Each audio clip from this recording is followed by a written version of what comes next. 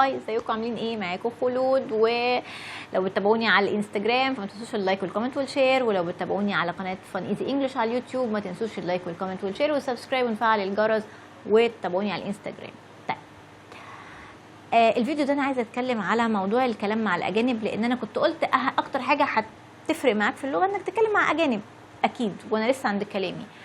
بس خلي بالكم من حاجه معلش، يعني لما تتكلموا يا جماعه مع اجانب خصوصا لو انتوا بقى صغيرين في السن، يمكن الفيديو ده للصغيرين شويه، للطلبه الصغيرين شويه في السن، ما تنبهروش بالثقافه الاجنبيه. خلاص، مش اي حاجه بيقولوها تبقى صح. مش معنى اننا نبقى اصحاب اننا نبقى زي بعض، لا، ممكن جدا نبقى اصحاب بس كل حد متفهمين الديفرنسز اللي ما بيننا، الاختلافات اللي ما بيننا الثقافيه. يعني لما تيجي تصاحبي واحده اجنبيه وتقول لك انا بنزل في الشارع لابسه كروب توب ولا لابسه مش عارفه ايه، ده مش معناه الشياكه او مش معناه احنا نعمل كده عشان نبقى زيها، لا لا، خلاص اوكي، انا متفهمه الكالتشر بتاعها بس انا كمان ليا الكالتشر بتاعي. خلي بالكم ان معتقداتهم ثقافتهم فيها حاجات حلوه وحاجات وحشه، زي ما احنا ثقافتنا فيها حاجات كويسه وحاجات وحشه. مفيش حاجه بوزيتيف 100% او نيجاتيف 100%، كل حاجه فيها الوحش والكويس.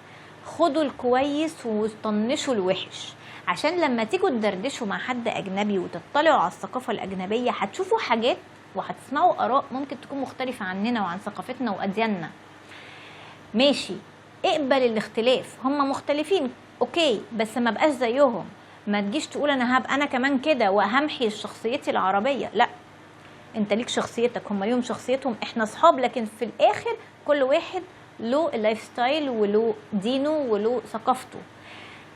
وعايزه اقول لكم حاجه بقى، ان هم بيحترموا جدا الانسان اللي بيعتز بالهويه بتاعته، بالايدنتيتي. يمكن الموضوع ده مش كتير فيكم يعرفوا، بس انا عشان بتكلم مع اجانب كل يوم فعايزه اقول لكم ان هم بيحترموا جدا الانسان اللي بيلتزم بهويته، وما بيحترموش الشخص اللي ملوش هويه. يعني ايه؟ انتوا بيتهيأ لكم ان انا لما ابقى زيهم هم هيحترموني ويشوفوني زيهم، لا، هم بيشوفوك مسخ من الاخر، بيشوفوك حاجه كده ملهاش هويه.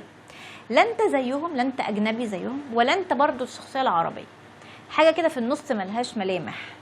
اوكي، ما بيحترموش ابدا الناس دي، الناس اللي بتضحي بهويتها وتغيرها عشان تبقى زيهم ما بيحترموهمش. عشان تبقوا عارفين، هيكلموكوا كويس بس مش هيحترموك. يحترموك لما يلاقوك متمسك بهويتك، ده مش معناه انك تفرضها عليهم، لا.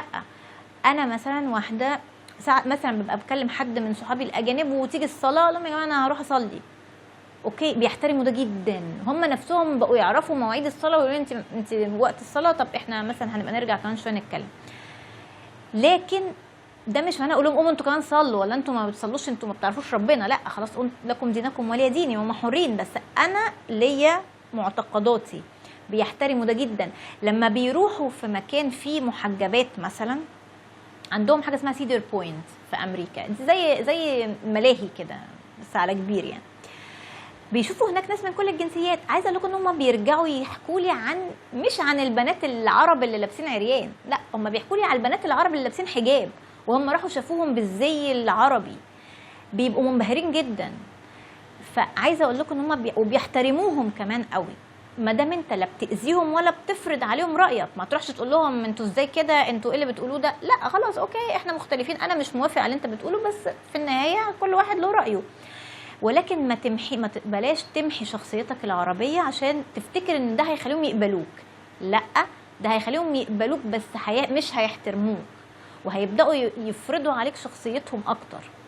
فهم ناس محترمين جدا عكس ما بيبان في الاعلام. فيهم ناس مخها لسعه اكيد، زي ما احنا عندنا ناس مخها طائق برضو، ده العادي.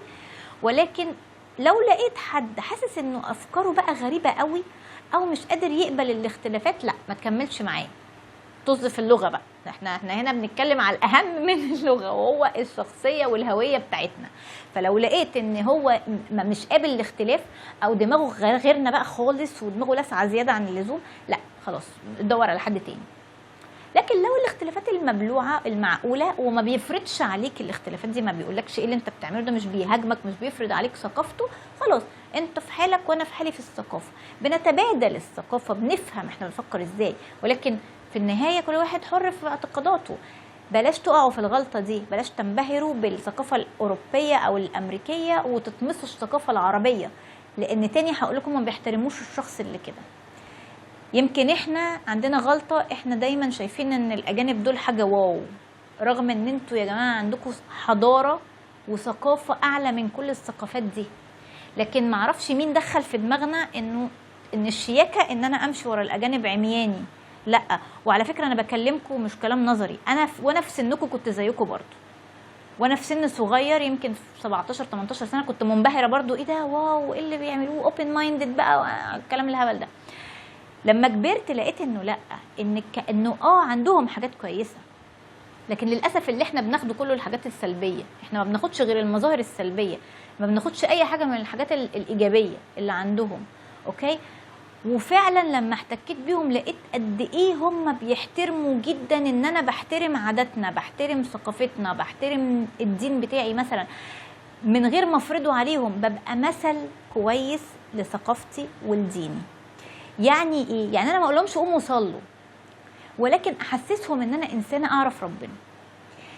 ممكن تلاقيهم هم بداوا يشوفوا ان انت ملتزم، ما اقولهمش مثلا انتوا ايه ده وازاي ماشيين عريان ومش عارفه ايه، بس انا ابقى امينه في كلامي، ما اكدبش، اقول الحقيقه، اديهم مثل كويس، ابقى متقبله للاختلاف، ما افرضش عليهم رايي وابقى ديكتاتوره في رايي، لكن في النهايه ما اخدش برضو راي غلط مش ماشي معايا، ولكن ما افرضش عليهم رايي.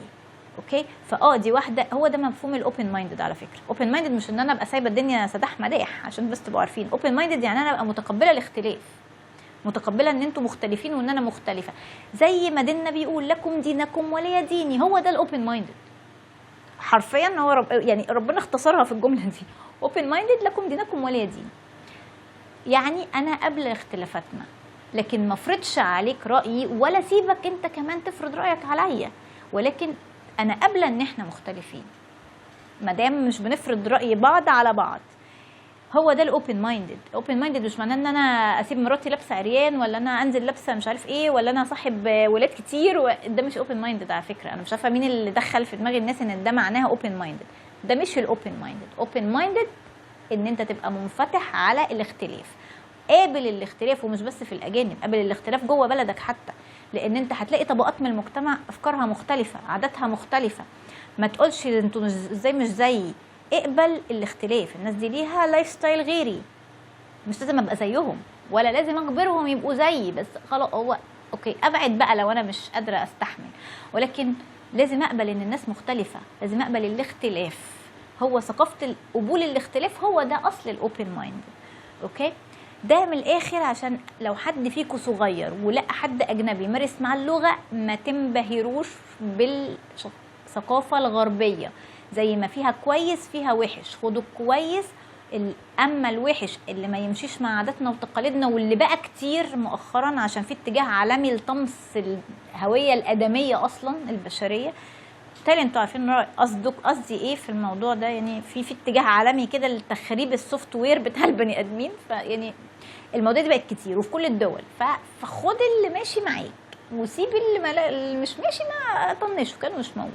حد لقيته مصر يفرض رايه عليك، لا خلاص ما تكلموش تاني، سهله جدا، بلوك وانتهينا وشوف حد غيره. اوكي، وبس كده. وده كان الفيديو بتاع النهارده، هو يعني حاجه كده ايه، يعني تنبيه ليكوا بالذات للصغيرين، واتمنى يكون فيديو مفيد بالنسبه لكم، واشوفكم ان شاء الله على خير في الفيديو الجاي. باي باي.